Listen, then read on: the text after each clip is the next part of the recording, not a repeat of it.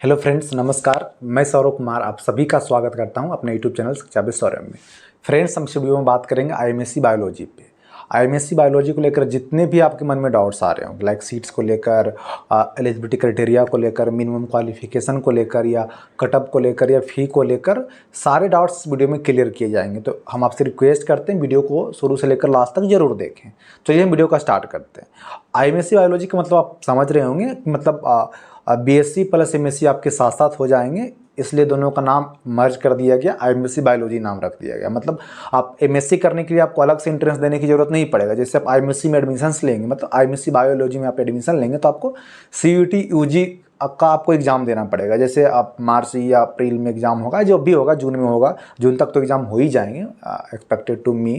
तो जून तक मान लेते हैं आपका एग्ज़ाम हो जाएगा, तो आप सीयूटी यूजी के माध्यम से आप एडमिशन्स लेंगे। तो सेम कंडीशन पीजी के लिए भी अप्लाई होता है। अगर आपको एमएससी में एडमिशन लेना होता है तो सीयूटी पीजी का एग्ज़ाम देना होता है। तो आपको अलग से पीजी का एग्ज़ाम देना नहीं पड़ता है। लाइक एक ही में आपका काम चल जाता है। आप यूजी में एडमिशन्स लेते हैं तो पीजी भी साथ साथ आपके हो जाते हैं। नाम दे दिया गया आईएमएससी बायोलॉजी। बाकी एडमिशन्स के बाद आपके बायोलॉजी के बहुत सारे ब्रांच हो, आपको एडमिशन्स के बाद बता दिया जाएगा, कोई दिक्कत नहीं है। चलिए हम पहले बात स्टार्ट करते हैं। इसमें क्या मिनिमम क्वालिफिकेशन है? तो मिनिमम क्वालिफिकेशन ज़्यादा नहीं है। आपके 12th में 60% मार्क्स होनी चाहिए और विथ साइंस सब्जेक्ट। ऐसा नहीं कि आप 12th आर्ट्स से किए और बायोलॉजी के लिए अप्लाई कर रहे हैं, बिल्कुल भी नहीं। आपके 12th में 60% मार्क्स होनी चाहिए और विथ साइंस सब्जेक्ट के साथ होनी चाहिए। ये सिंपल सी मिनिमम क्वालिफिकेशन से। अब हम बात कर लेते हैं क्या एलिजिबिलिटी क्राइटेरिया है। सिंपल सी बात है, एलिजिबिलिटी क्राइटेरिया मिनिमम क्वालिफिकेशन ज़्यादा अंतर नहीं होता, दोनों एक तरह से मान सकते समान ही होता। तो मिनिमम क्वालिफिकेशन से क्या हुआ, आपके 12th में 60% मार्क्स होने चाहिए विद साइंस सब्जेक्ट्स में। और एलिजिबिलिटी क्राइटेरिया क्या है, मतलब आपके किस बेसिस पे आपको एडमिशन से दी जाएगी। सिंपल सी बात है, आपको सीयूटी एग्ज़ाम में, मतलब सीयूटी यूजी के एग्ज़ाम में आपको मैथ या बायोलॉजी कोई एक ले सकते हैं आप, फिर फिजिक्स केमिस्ट्री, ये 3 पेपर आपको देने होंगे एग्ज़ाम में। मान लेते कोई बच्चा दोनों दे देता, मैथ भी दे, मैथमेटिक्स भी दे रहा और बायोलॉजी भी दे रहा, तो उसमें से क्या होगा, जिसमें ज़्यादा मार्क्स आएगा उसको ये लोग काउंट कर लेंगे। मतलब जिससे आपका मेरिट बनेगा, उससे मैं बात कर रहा हूँ आपका। तो क्या होना चाहिए, सिंपल सी बात है, आप 3 पेपर से आपका मेरिट बनेगा। मैथ या बायोलॉजी दोनों में से कोई एक लेना है, मतलब मैथमेटिक्स या बायोलॉजी दोनों में से कोई एक पेपर को आपको चूज करना है सीयूटी यूजी एग्जाम में, मतलब एग्जाम देना है। और फिर फिजिक्स केमिस्ट्री, ये 3 पेपर से आपके मेरिट बनेंगे। और जो क्वालिफाइंग पेपर होगा इंग्लिश, उसमें आपको 50 मार्क्स लाना है। कितने लाना है? 50 मार्क्स लाना है। तो 50 मार्क्स लाएंगे, उसका मेरिट से कोई लेना देना नहीं, बस क्वालिफाइंग के लिए। जैसे आपको मालूम होना चाहिए कि आप जब एडमिशन ले लेंगे तो आपको सारे कुछ इंग्लिश में ही पढ़ाई जाएगी। लाइक आपके जितने भी क्लास होंगे, एग्जाम होंगे, सब कुछ इंग्लिश में ही आपको करना पड़ेगा। इसलिए इंग्लिश को क्वालिफाइंग मार्क्स, इंग्लिश में क्वालिफाइंग मार्क्स लाना कंपलसरी है। अगर आप इंग्लिश में क्वालिफाइंग मार्क्स 50 मार्क्स नहीं ला पाते हैं तो आप एलिजिबल नहीं है, सिंपल सी बात है। तो इतनी सी एलिजिबिलिटी क्राइटेरिया है। फिर से मैं रिपीट कर देता हूँ। 3 पेपर से आपका मेरिट बनेगा, मैथमेटिक्स और बायोलॉजी। मैथमेटिक्स और बायोलॉजी में कोई एक पेपर चूज करना है, और फिजिक्स और केमिस्ट्री, ये 3 पेपर आपको चूज करना है। और अगर मान ले तो कोई बच्चा फिजिक्स और मतलब मैथमेटिक्स और बायोलॉजी दोनों चूज कर लेता है तो कोई दिक्कत नहीं है। जिसमें ज़्यादा मार्क्स आएगा वो लोग अपना वो ले लेंगे, जिसमें ज़्यादा मार्क्स आएगा उसको वो लोग चूज कर लेंगे, सिंपल सी बात है। अब हम बात कर लेते हैं सीट्स पे। सीट्स कितने हैं? तो सीट्स मुझे लगता है बहुत ज़्यादा है, 60 सीट्स हैं, मतलब 60 सीट्स है, 60 सीट्स एबव है, मतलब बहुत ज़्यादा है। आप उससे ज़्यादा बढ़ाना भी मुझे लगता है कि जब बहुत ज़्यादा हो जाएंगे फिर आप पढ़ने में आपको मज़ा नहीं आएगा। मतलब एक तरह से लगेगा बहुत ज़्यादा भीड़ है। तो मुझे लगता है 60 सीट्स बढ़िया है, इससे ज़्यादा नहीं होनी चाहिए। और कैटेगरी वाइज सीट कितने मैं आपको बता देता हूँ। टोटल सीट 60 है, और जनरल कैटेगरी के लिए 23 सीट्स है, एससी के लिए 9 सीट्स है, एसटी के लिए 5 सीट्स है, ओबीसी के लिए 17 सीट्स है, और ईडब्ल्यूएस के लिए 6 सीट्स है। टोटल आपको ऐड करेंगे तो 60 सीट हो जाएगा। एक्स्ट्रा में भी 6 सीट दिया गया। एक्स्ट्रा किसके लिए? पीएच कैंडिडेट के लिए रिजर्व किया गया, जो फिजिकल हैंडीकेप्ड स्टूडेंट होते हैं उनके लिए रिजर्व किया गया 3 सीट्स, और डीपी कोटा के लिए भी 3 सीट्स है। ये अलग से 60 + 3 + 3, मतलब 60 में 6 जोड़ेंगे तो 66 हो जाएगा। तो टोटल सीट 60 है, और एडिशनल में मतलब पीएच कोटा के लिए 3 और डीपी कोटा के लिए 3 अलग से दिया गया है, सिंपल सी बात है।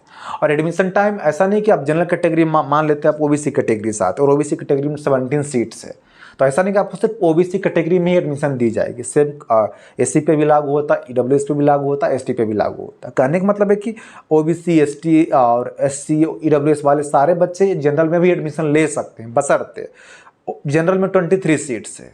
तो 23 में मान लेते हैं टॉप 23 में ओबीसी के बच्चे भी आ गए, और एसटी के भी बच्चे मान लिए आज आ रहे हैं, एसटी के बच्चे भी आ रहे हैं, तो उनका एडमिशन जनरल से हो जाएगा और ओबीसी वाला सीट्स खाली रह जाएगा। मेरी बात आपको समझ में आ रही है?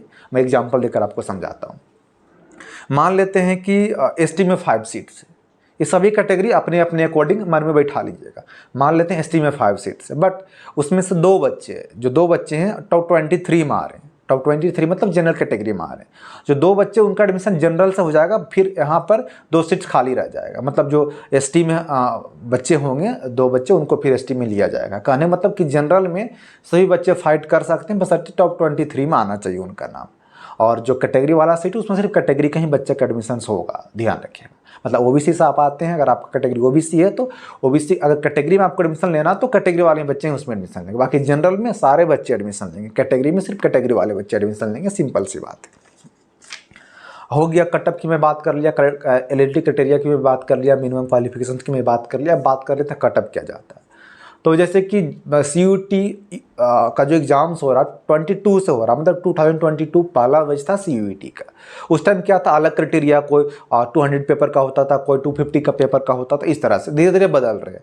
बट अब कॉमन हो गया, सभी पेपर के लिए 250 एग्जाम हो रहे हैं। मतलब कोई भी पेपर आपको देना, लैंग्वेज का देना है, मान लेते हैं कोई डोमेन का पेपर आपको देना है, सभी के लिए 250 कॉमन हो गया, कोई एडिशनल क्वेश्चंस नहीं, उतना ही 50 क्वेश्चन आने हैं आपको, 250 मार्क्स का आना है। तो कटअप की मैं बात करूं तो यूनिवर्सिटी ऑफ हैदराबाद के बारे में लोगों के पास मेरे अकॉर्डिंग ज़्यादा जानकारी नहीं है। जैसे आप BHU की बात कर ले, DU की बात कर, सब लोग उसके बारे में जानते हैं और इसलिए उसका कटअप बहुत ज़्यादा चला जाता है। पर कंपैरिजन टू BHU और DU बहुत बड़े university according to me.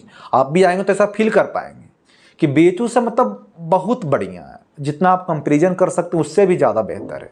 Hostel की बात करें, कैंपस की बात करें, प्रोफेसर्स की बात करें, इन्वायरमेंट की बात करें, सब कुछ आप बात कर सकते हैं। लाइक फी की बात करें, मेस की बात करें, सब कुछ बात कर सकते हैं, उससे लाख गुना बढ़िया है। बाकी आप अपने अकॉर्डिंग देख लीजिएगा, लेकिन लोगों के पास जानकारी नहीं है, तो ये आपकी दायित्व है कि लोगों के पास आप जरूर बताएं, उनको जरूर बताएं कि लोग आएँ।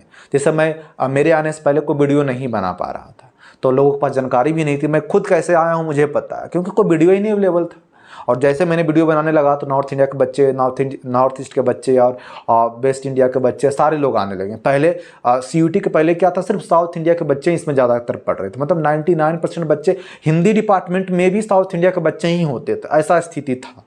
पर CUET के आने के बाद लोग धीरे धीरे आ रहे हैं, और जैसे मैंने वीडियो बनाना चालू किया लोग हमसे कॉन्टेक्ट किए और दूर दूर से बच्चे भी आने लगे। आप आएंगे तो ऐसा आपको फील नहीं, मान लेते आप बिहार के बच्चे हैं और आप पहले आने, मतलब लड़की हैं लड़के दोनों मान लीजिए, और आप कमेंट पर पहले जरूर पूछेंगे भैया क्या बिहार के बच्चे कोई पढ़ते हैं, भैया क्या मध्य प्रदेश के बच्चे कोई पढ़ते हैं। आप आएंगे तो आपको ऐसा लगेगा कि भाई सारे बच्चे तो बिहार के मुझे दिख रहे हैं, सारे बच्चे तो मध्य प्रदेश के ऐसा ही दिख रहे हैं। कारण ये हुआ कि मैं वीडियो बनाने लगा और ऊपर से CUET भी आ गया, तो लोगों के पास जानकारी धीरे धीरे जाने लगी।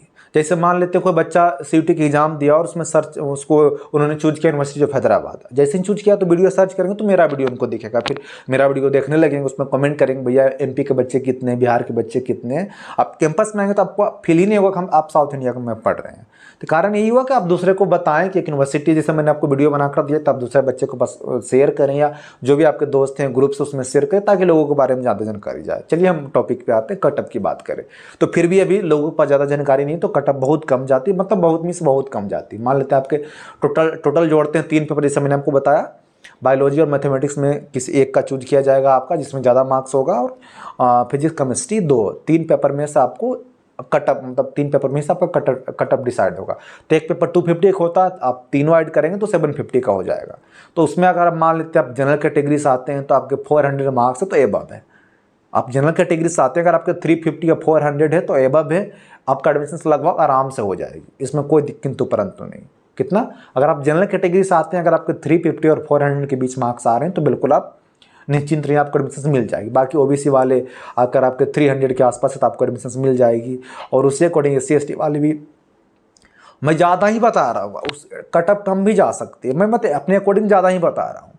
जनरल वाले बच्चे तो आपके 350 400 देख लें, और OBC वाले बच्चे हैं तो 250 से 300 के बीच में देख लें, और जो SC ST वाले बच्चे हैं वो भी अपने अकॉर्डिंग देख लें, 250 से 300 के बीच में 200 भी जा सकता है, और ST वाले बच्चे 100 भी नीचे जा सकता है। मैक्सिमम कहने का मतलब कि जितने ज़्यादा आप ला सकते हैं आपके ऊपर डिपेंड करता है। पर हाँ, अप्लाई आप जरूर कीजिएगा। ऐसा नहीं कि आपके मार्क्स 100 आ गए और आप ऐसा सोच लें नहीं भाई भैया ने तो बोला था 250 मार्क्स आ गए तभी आपको एडमिशन मिलेगी, बिल्कुल भी नहीं।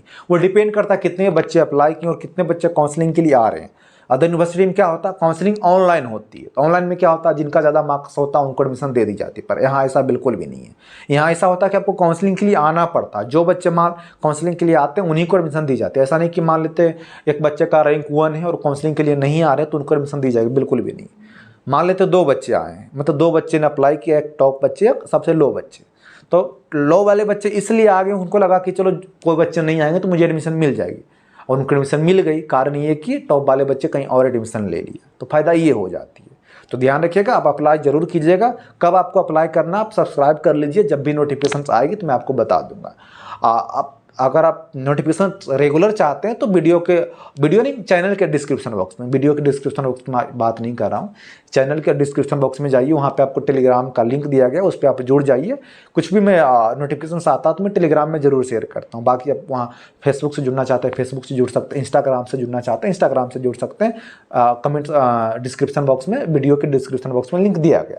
बाकी जो एक व्हाट्सअप का लिंक होगा उससे मत जुड़िएगा, वो सिर्फ पेड काउंसलिंग के लिए बनाया गया है। जब आपको लगेगा कि मुझे पेड काउंसलिंग लेना चाहिए तो आप उससे जुड़िएगा, उससे अभी मत जुड़िएगा, कुछ मतलब नहीं उससे जुड़ने का। वो पेड काउंसलिंग के लिए स्पेशल बात मैं बता रहा हूँ। तो कटअप की मैं बात बता दी आपको कि अगर आप 250 से ज़्यादा मार्क्स है तो बिल्कुल निश्चिंत रहिए, कोई दिक्कत नहीं है। बाकी 100 से भी कम मार्क्स है तो भी आपको अप्लाई जरूर करना, टेंशन नहीं लेना। कटअप की मैं बात हो गया, फी की मैं बात कर लेता हूँ। तो एडमिशन टाइम आपको 10 से 12,000 के आसपास आपको लगेगा। 10 से 12,000 इतना ज़्यादा क्यों लग रहा मैं आपको बता दे रहा हूँ। बाकी मैं एडमिशन टाइम आपको फी स्ट्रक्चर बढ़िया से बताऊँगा, मतलब पॉइंट टू पॉइंट आपको बताऊंगा किस में आपको इतना पैसा लग रहा है। अभी मैं एक अप्रोक्स के रूप में मैं आपको बता देता हूं। जैसे कि आपको एडमिशन टाइम आएंगे तो आपको 1 महीने की, मतलब 1 मंथ का पैसा आपको एडवांस मेस चार्ज लिया जाएगा। 1 साल का आपको मेडिकल चार्ज लिया जाएगा, स्टूडेंट यूनियन फंड लिया जाता है 1 साल के लिए, मतलब 1 ईयर का लिया जाएगा आपको, और स्टूडेंट वेलफेयर फंड आपको लिया जाएगा, और 6 महीना का आपको हॉस्टल फी भी लिया जाएगा 500। तो सब जोड़ जाड़ के उसमें 6 महीना का मतलब एक रजिस्ट्रेशन फी भी लिया जाता है, सेमेस्टर रजिस्ट्रेशन फी भी आपको एडवांस में लिया जाता है। तो कुल आप ऐड करेंगे तो आपको लग जाएगा। और हाँ, डिपॉजिट भी लिया जाता है 2,000 या 3,000 के आसपास। डिपॉजिट का मतलब होता है कि जब आप एडमिशन कैंसिल करा कर जाएंगे या जब आप पूरे ईयर कंप्लीट कर लेंगे तो आपको सिक्योरिटी मनी के रूप में आपसे वो लेते हैं, जब जाएंगे तो आपको रिफंड कर देते हैं। ध्यान रखिए, इस तरह से आप पूरे पैसा जोड़ेंगे तो 10 या 12,000 हो जाते हैं। इस तरह से आपको पैसा एडमिशन टाइम देना होता है। बाकी हॉस्टल चार्ज बहुत कम है, और ए ग्रेड आपका हॉस्टल से फ्री वाईफाई, 5G वाईफाई है, बढ़िया हॉस्टल है। मुझे ऐसा लगता है इससे बढ़िया हॉस्टल आपको किसी भी यूनिवर्सिटी में नहीं मिलेगा। लोग बोलते हैं JNU, आप JNU जाएंगे तो आपको रियलिटी पता चलेगा, बहुत जर्जर हॉस्टल की स्थिति है। तो इससे अच्छा हॉस्टल आपको कहीं नहीं मिलेगी, और हॉस्टल चार्ज बहुत कम है, 500 इन 6 मंथ, ओनली 500 इन 6 मंथ है। ध्यान रखिएगा, बाकी फैसिलिटीज़ बहुत बढ़िया है, आएंगे तो आप खुद फील कर पाएंगे। और हॉस्टल के बाद मेस की मैं बात करूं तो 2500 आपको लगेंगे पर महीने। किसी बढ़ते भी है घटते भी, किसी महीने 2400 भी लग सकता है, किसी महीने आपको 2700 भी लग सकता है, बट अप्रोक्स में मान लेते हैं 2500। ये सिंपल वाले मेन्यू की मैं बात कर रहा हूँ। बट आप नॉनवेज खाते हैं तो उसका प्लेट पे पैसा लगता है। मान लेते हैं वो मेस सेक्रेटरी डिपेंड करते हैं, मेस सेक्रेटरी कौन होता है, कैसे बनता है, मेस वाले वीडियो जाकर आप देख लीजिएगा। मैंने मेस वाले वीडियो जो बनाया है। बाकी आप हॉस्टल वाले सेपरेट वीडियो देखना चाहते हैं तो हॉस्टल वाला वीडियो जाकर आप देख लीजिएगा। बट मैं मोटा मोटी एक वीडियो में कवर कर रहा हूँ, इसलिए मैं वीडियो लंबा रहा हूँ, इसलिए मैं छोटा बता रहा हूँ। वही मतलब अगर आप नॉनवेज नहीं खाते, सिंपल आप चावल दाल रोटी जो मेस में बन रहा है सबके लिए, उसमें आपको 2500 लगेंगे। बट अगर आप नॉनवेज खा रहे हैं, जैसे बिरयानी आपने लिया तो एक बिरयानी का दाम होता है 100 रुपीज़, तो 100 रुपीज़ आपको एक्स्ट्रा लग गया। मतलब जितना बार आप खाएंगे एक्स्ट्रा लेकर उसका पैसा आपको एक्स्ट्रा लगेगा। तो 2500 तो लगेगा ही लगेगा, उसके अलावा भी लग सकता है आपको जितना आप खाएंगे। बाकी आपको लगता है कि नहीं मेस में नहीं खाएंगे, बाहर खाना, मैं अपना मेस कार्ड बंद करवाना चाहता हूँ, बिल्कुल करवा सकते हैं, आप स्वतंत्र है, उसका पैसा नहीं लगेगा। 10 दिन का पैसा कंपलसरी है, 10 दिन आप बिल्कुल बाहर खाएं, कहीं भी खाएं, उससे मतलब नहीं है, 10 दिन का पैसा आपको लगेगा ही लगेगा। आप बंद भी करवाएंगे तो भी 10 दिन का पैसा लगेगा। 30 दिन आप बंद नहीं करवा सकते, मतलब कि आउट ऑफ 30 डेज आपको 10 डेज कंपलसरी है कार्ड ओपन कराना। बाकी 20 डेज आप बाहर खाएं, रूम में बनाकर खाएं, जहाँ भी आपको मन जैसे खाएं, कोई दिक्कत नहीं है। मुझे लगता है आपके मन में जितने भी डाउट्स आ रहे होंगे मैंने आपके डाउट्स क्लियर कर दिए हैं, और फिर भी आपके मन में कोई डाउट्स रह गए हैं तो आप कमेंट्स बॉक्स में ज़रूर बताइएगा, हम क्लियर करने का प्रयास करेंगे। बाकी आप नए हैं तो हम आपसे रिक्वेस्ट करते हैं कि हम आपके लिए इतना कुछ कर रहे हैं तो आप ज़रूर शेयर कीजिए, क्योंकि हम आपके लिए ही कर रहे हैं। जैसे मैंने आपको स्थिति बता दिया, कितना स्थिति हालत गंभीर है। 2022 से पहले हिंदी डिपार्टमेंट में जिनको हिंदी लिखने भी नहीं आ रही, मतलब ये नहीं बोल रहा कि खराब होते, मैं स्थिति में बता रहा हूँ, सिचुएशंस में बता रहा हूँ कि लोगों के पास जानकारी नहीं थी, तो हिंदी में भी तेलुगु बच्चे पढ़े जिनको ठीक से हिंदी बोलने भी नहीं आ रही और लिखने भी नहीं आ रही। मैं उनकी बुराई नहीं कर रहा, मतलब एक बता रहा हूँ कि आप खुद सोचिए क्या स्थिति है। तो लोगों के पास जानकारी नहीं है, इसलिए मैं चाहता हूं कि आप दूसरों को बताएं और वीडियो शेयर करें, और इतना ही मैं आपसे चाहता हूं और कुछ नहीं चाहता हूं। बाकी आप हमसे जुड़े रहिए, जब भी एडमिशन प्रोसेस चालू होंगे, काउंसलिंग प्रोसेस चालू होंगे, सब मैं आपको बारी बारी से बताऊंगा। उस टाइम आप पेड काउंसलिंग से जुड़ना चाहेंगे तो जुड़ जाएगा, मैंने आपको बता दिया कि व्हाट्सअप वाले चैनल है, उस टाइम की बात है, अभी मत जुड़िएगा, कुछ मतलब नहीं है। तो फ्रेंड्स, हम आपसे विदा लेते हैं, फिर मिलेंगे किसी नए वीडियो में नए टॉपिक के साथ। बताइएगा कि किस टॉपिक पे आप वीडियो चाहते हैं। धन्यवाद।